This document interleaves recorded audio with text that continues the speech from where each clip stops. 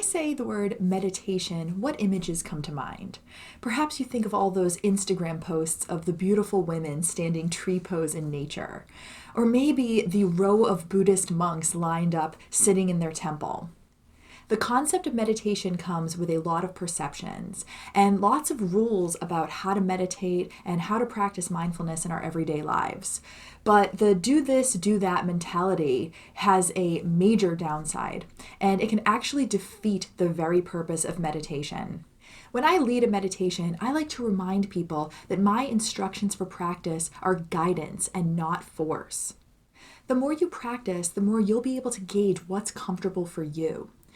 If you force yourself into something uncomfortable, then you'll have a very tough time focusing on anything other than your discomfort. You might even start to feel pain or dissonance, and you won't be free in your presence of self. This is a surefire way for you to never want to meditate again. What instructions am I talking about? If you meditate regularly, they probably are second nature to you because they come up so often. Sit tall with your spine straight. Close your eyes. Find stillness. Breathe in through your nose and out through your mouth. Clear your mind and quiet it of any chatter. But what do these actually mean? Sitting up tall allows the crown of your head to reach toward the ceiling and your chest to open. This helps with breathing, and it's also meant to be a comfortable enough posture, one that you can stay in for long periods of time, but that you won't be so relaxed in, ensuring that you won't lose your focus or fall asleep. Myth: you have to sit straight, cross-legged, and on the floor or a cushion in order to meditate. This instruction is not force, it's guidance. If you try this posture and it's not for you, that's okay. Find your own comfortable enough posture. Perhaps you want to lean your back against a chair or a wall, or maybe you prefer to lie down, assuming that you don't fall asleep easily. Or maybe sitting meditations aren't for you. Did you know that there are many meditations that don't involve sitting at all? For many people, closing your eyes allows you to deepen your meditative practice because you're not distracted by the things that you're seeing in your external environment. Myth: you need to close your eyes in order to meditate. Some meditations even involve looking around you and noticing your environment, finding objects to focus on within your line of sight. Try a few meditations with your eyes open and some with your eyes closed, or maybe even softly gazing in front of you. Decide what works for you. You may also find that some meditations work better with your eyes closed and others with your eyes open. This is your practice and your choice. The act of being still helps us to engage with our chosen focal point when we're meditating. But let's think back to this idea of what's comfortable. If you're meditating and something becomes uncomfortable, is it correct to just power through the discomfort? No, this is a myth. I would never want anyone to feel pain, discomfort, tingling, or numbness in their bodies as they're trying to benefit from a meditation practice. If you feel any of these, absolutely shift your posture. Even more so, if you begin to feel dizzy or lightheaded, it can actually be dangerous to stay in your current posture.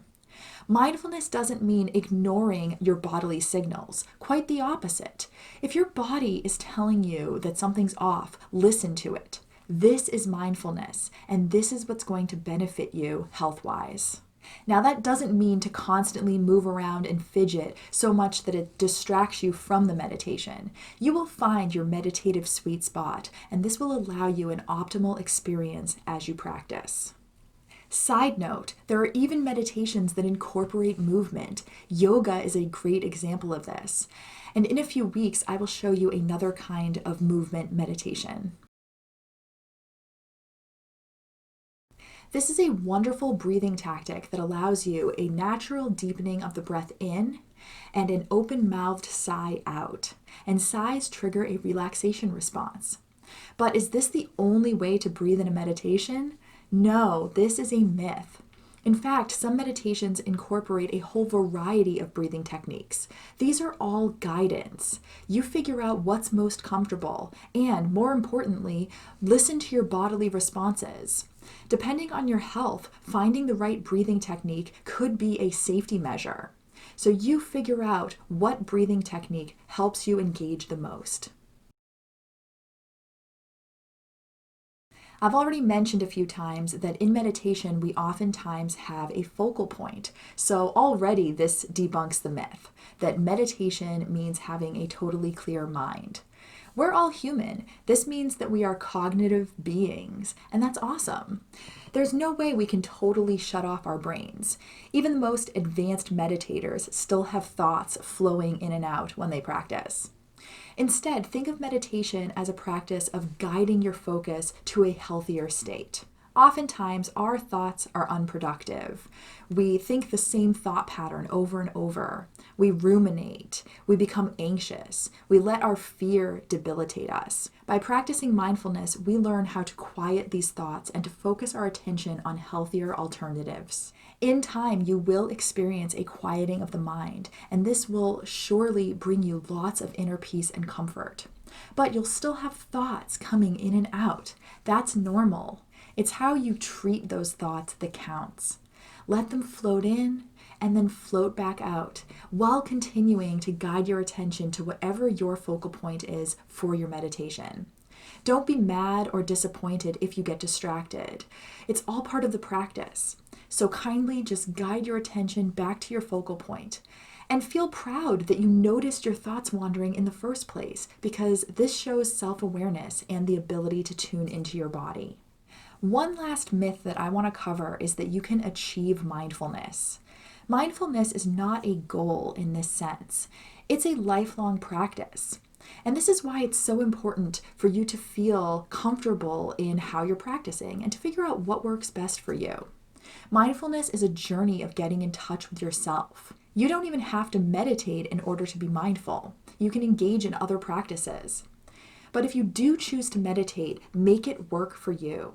Be flexible with your practice and keep discovering new ways to meditate, whether it's different postures, different movements, or different ways of focusing.